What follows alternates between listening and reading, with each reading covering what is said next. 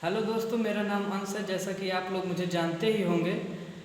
मैं कई दिनों से आप लोगों से कांटेक्ट नहीं कर पा रहा था, पर आज मैं एक बहुत महत्वपूर्ण विषय को लेकर के आप लोगों के सामने आया हूं। दरअसल दोस्तों, बात यह है कि आपको भी पता होगा, मुझे भी पता है, हम सबको पता है कि चीज़ों को यानी किसी ज्ञान को बांटने से बढ़ता है। कई महान महान लोग कह के गए हैं कि किसी भी ज्ञान को बांटने से बढ़ता है। तो इसलिए इस ज्ञान को बढ़ाने के लिए और आप तक लाभ पहुंचाने के लिए आज मैं कुछ स्पेशल आप लोगों को एक अलग ढंग से हिस्ट्री के बारे में कुछ बताने के लिए आया हूं।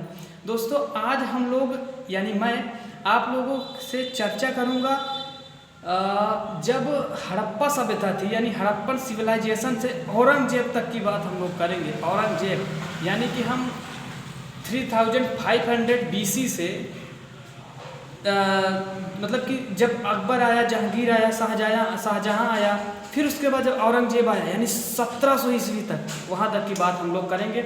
मुझे पता है कि आप मेरी वीडियो को लास्ट तक देखेंगे, क्योंकि ये जो वीडियो मैं बना रहा हूँ ये साइकोलॉजी बेस्ड है। मुझे आप कोई ऐसा वैसा इंसान मत समझिए, क्योंकि मैं जितनी भी बातें बोलता हूँ मुझे विश्वास है आप उस बात को सुनेंगे। दरअसल बात यह है कि क्योंकि जितनी भी बात मेरे द्वारा बोली जाती है ना, सब साइकोलॉजी बेस्ड है। ओके, सो अगर आपको हिस्ट्री में इंटरेस्ट है तो आप मेरी बात को अंत तक सुनेंगे और वाकई में आपको फ़ायदा होगा। बस जितना कहता जाता हूँ उतना सुनिए। इसको डेली आप सुबह उठ के इसको एक बार रिवाइज कर लीजिए, 100% आप बेस्ट परफॉर्मेंस करेंगे। खैर, बातें फालतू करने से कोई मतलब नहीं, लेट्स स्टार्ट। देखिए दोस्तों, हम सब जानते हैं आखिर हिस्ट्री है क्या। हिस्ट्री बहुत गजब का सब्जेक्ट है। हिस्ट्री की अगर हम स्पेलिंग देखें इतिहास का, तो HISTORY इसका जो है स्पेलिंग होता है। हिज का मतलब होता है उसका, यानी मेल्स के लिए, और स्टोरी मतलब कहानी, यानी उसकी कहानी ही हिस्ट्री है। कहने का मतलब यह है कि हिस्ट्री, जब ये जो वर्ड है ये एक ऐसी जगह से निकला है जहाँ पे हिज यानी कि मेल्स का ही प्रभुत्व रहा है, ना कि फीमेल्स का। आगे मैं बताऊंगा। देखिए, जो हिस्ट्री है इसमें हम लोग ये देखते हैं कि पहले हम लोग माइनस्ड फॉर्म में थे। माइनस्ड फॉर्म के कहने का मेरा मतलब ये है कि पहले हम लोग एक सभ्य टाइप से थे, कि जैसे कि मुझे ना किसी से ईर्ष्या है, ना किसी से जलन है, सब मेरे भाई हैं, मुझे दूसरों को साथ लेके चलना है, दूसरों के साथ अच्छे से रहना है। हमारे पास संसाधन थे, सब कुछ था हमारे पास। लेकिन बाद में क्या हुआ कि जैसे जैसे समय बीतता गया हम अनमैनेज्ड की ओर जाते चले गए। मैं आपको हड़प्पन सिविलाइजेशन से स्टार्ट करके बताता हूँ। हड़प्पन सिविलाइजेशन जिसकी खोज राम मोहन राय ने की थी, इस सिविलाइजेशन के अंदर मैं मोटा मोटा सब आपको ऊपर से बताऊंगा, उसके बाद अंदर की बेसिक कहानी क्लियर करूंगा। एक वीडियो में नहीं कंफर्म होगा, लेकिन 3 वीडियो में सारी चीज़ें कंफर्म कर दूंगा। ध्यान से सुनिए। हड़प्पा सभ्यता 3500 BC का मतलब यह है कि जब ईसा मसीह का जन्म हुआ उसके पहले 3500 साल पहले, यानी 3500 BC में हड़प्पा सभ्यता, हड़प्पन सिविलाइजेशन की खोज हुई थी। हड़प्पन सिविलाइजेशन में सब लोग मैनेज्ड फॉर्म में रहते थे। मैनेज्ड फॉर्म में मतलब कि जो लोग होते हैं वो 2 प्रकार के लोग होते हैं। इतिहास में अभी तक केवल 2 प्रकार के लोगों को देखा गया है। पहले वो जिन्हें हम सरप्लस कहते हैं, सरप्लस इकोनॉमिक्स के लोग रहते हैं। जैसे कि लोगों के पास 10 साल के लिए खाना है, तो वो 10 साल के बाद क्या करेंगे इस चीज़ के बारे में सोचते हैं। दूसरे सस्पेंस टाइप के लोग होते हैं। सस्पेंस मतलब कि आप आज कमाएं, आज ही आप खा लेंगे उसे, यानी आज कमाएं, आज ही खर्चा किया, अब ये भरोसा नहीं कि कल कमाएंगे या नहीं कमाएंगे, जैसे कि ब्रिटिश रूल में हम सब पर था। यानी हम लोग अनमैनेज्ड हो गए थे। मैनेज्ड थे, सरप्लस थे, अनमैनेज्ड हुए, सस्पेंस हो गए। अनमैनेज्ड जब हो गए थे हम लोग, तो हम लोग आज जो कमा रहे हैं उसे तो हम खा लेंगे, लेकिन कल क्या कमाएंगे ये हमें नहीं कन्फर्म था। दूसरी बात, जब हम हड़प्पन सिविलाइजेशन की बात करते हैं तो हमें एक चीज़ को और देखना पड़ता है। हड़प्पा जो सभ्यता थी, उस टाइम के जो लोग थे वो एक दूसरे के प्रति एक सहानुभूति रखते थे, मतलब एक दूसरे से बहुत लगाव रखते थे। ये नहीं था कि वो तुम्हारा है या ये मेरा है, ऐसा कुछ नहीं था। हड़प्पा सभ्यता में कुछ ऐसा बताया जाता है, अलग अलग लोगों की अलग अलग थ्योरीज हैं। कुछ लोग कहते हैं कि हड़प्पा सभ्यता में बाद में आर्यंस आ गए थे, आर्य लोग आए थे, आर्य लोगों ने आ करके हड़प्पा सभ्यता को ख़त्म कर दिया था और वहीं से वैदिक काल शुरू हुआ था। ये बात सच है।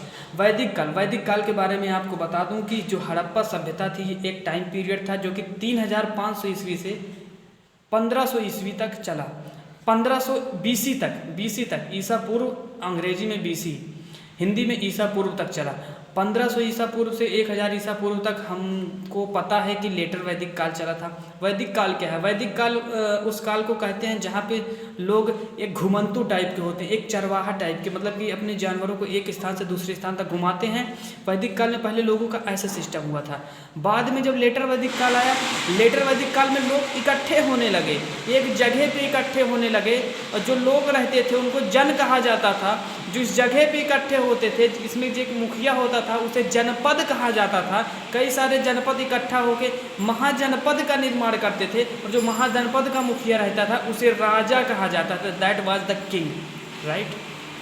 ओके। वैदिक काल में हमें पता है कि उस टाइम पे लोग एक स्थान से दूसरे स्थान तक जा रहे होते हैं। जब लेटर वैदिक काल आता है तो लोग जगह पे इकट्ठे हो जाते हैं, खेती करने लगते हैं और जनपद और महाजनपद का निर्माण करते हैं। इतनी बात क्लियर है? हमने बताया कि हम पहले ये हड़प्पन सिविलाइजेशन के बारे में जाना, वो क्या है। उसके बाद हमने वैदिक काल के बारे में जाना, 1500 ईस्वी से 1000 ईस्वी तक। वैदिक काल में जो कैटेगराइज, ये बहुत इंपॉर्टेंट चीज़ है, इसको ध्यान से सुनिएगा। जो वैदिक काल आया उसमें कैटेगरी डिवाइड की गई, अलग अलग कैटेगरी, मुख्यतः 4 कैटेगरी डिवाइड की गई। पहला ब्राह्मण, दूसरा क्षत्रिय, तीसरा वैश्य और चौथा शूद्र।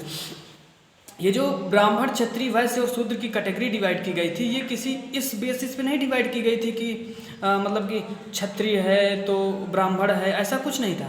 ऐसा था कि जो लोग पढ़ाने का काम करते हैं, मैं वैदिक काल की बात कर रहा हूँ, जो लोग पढ़ाने का काम करते हैं वो रहेंगे भैया ब्राह्मण, और जो लोग दूसरों को प्रोटेक्ट करेंगे, सबको बचाएंगे, सबकी रक्षा करेंगे, सबको आगे लेके चलेंगे, उन्हें कहा जाता था क्षत्रिय। और जो लोग व्यवसाय के काम में ध्यान देते थे उन्हें वैश्य कहा जाता था, और जो इन सब को सर्व करते थे उन्हें शूद्र कहा जाता था। जब लेटर वैदिक काल आया तो इस चीज़ को धीरे धीरे समय बीतता गया, हम अनमैनेज्ड की ओर, मैंने बताया ना, हम अनमैनेज्ड की ओर जाते चले गए।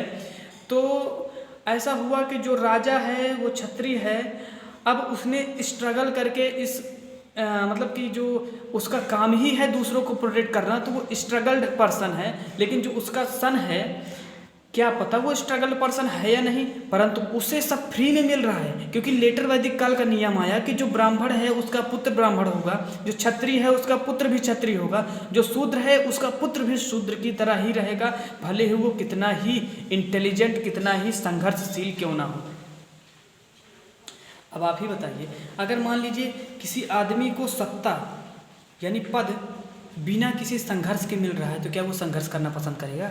क्या वो दूसरों को प्रोटेक्ट करेगा? मतलब एक क्षत्रिय का लड़का जो कि क्षत्रिय बना, जो राजा बना, क्या राजा जो बिना संघर्ष के राजा बना, क्या वो अपने से मतलब कि जो शूद्र हैं, जो निम्न जाति के लोग हैं, जो उससे लोअर कास्ट है, जिनको प्रोटेक्ट करना है, क्या उनको प्रोटेक्ट करेगा? बिल्कुल नहीं करेगा।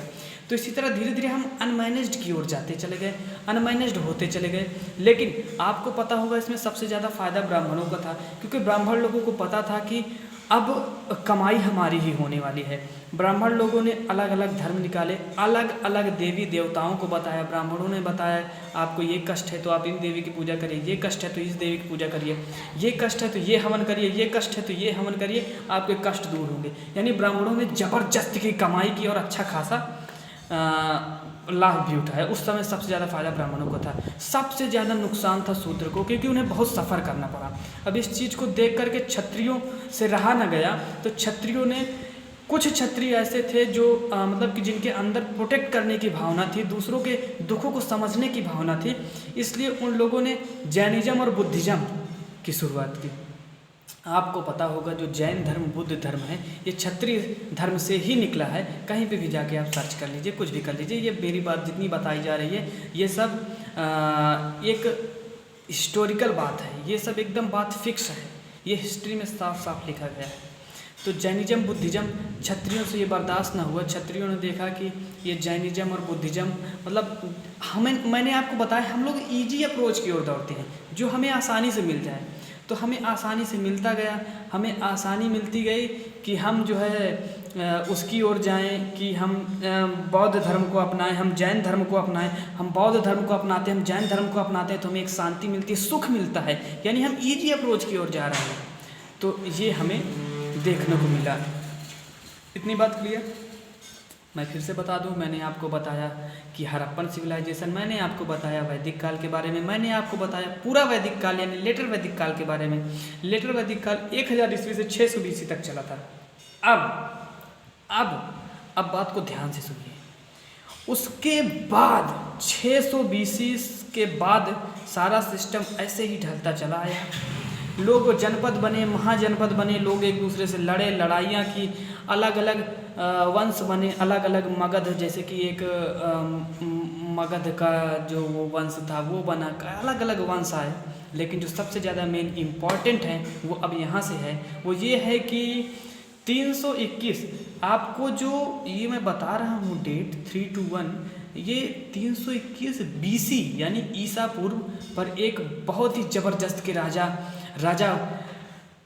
चंद्रगुप्त मौर्य, जो कि चाणक्य के संरक्षण में रह के एक राजा बने और उन्होंने अखंड भारत का निर्माण किया। चाणक्य एक ऐसे बुद्धिमान आदमी थे जिन्होंने अखंड भारत के निर्माण करने की भूमिका निभाई और चंद्रगुप्त को मगध पे काबू करने या मगध पे राजा बनाने के लिए संपूर्ण योगदान दिया। मगध एक ऐसा स्थान है जो कि बिहार पूरा बिहार का कवर हो जाता है, थोड़ा सा उत्तर प्रदेश और थोड़ा सा MP साइड में भी उसमें कैप्चर होता है। मगध संसाधनों से परिपूर्ण था, इसलिए मगध एक सेंटर था पूरे इंडिया का। तो मगध पे इन्होंने कब्जा किया चंद्रगुप्त मौर्य ने। बाद में 298 ईस्वी में इनकी मृत्यु हो गई। ये जो है अपने टाइम में इन्होंने जैनिज्म को धारण किया। इन्होंने देखा कि ये जो चीज़ें हैं हम अनमैनेज्ड की ओर जाते चले जा रहे हैं, हम जैन धर्म को अपनाते हैं। इन्होंने जैनिज्म को अपनाया।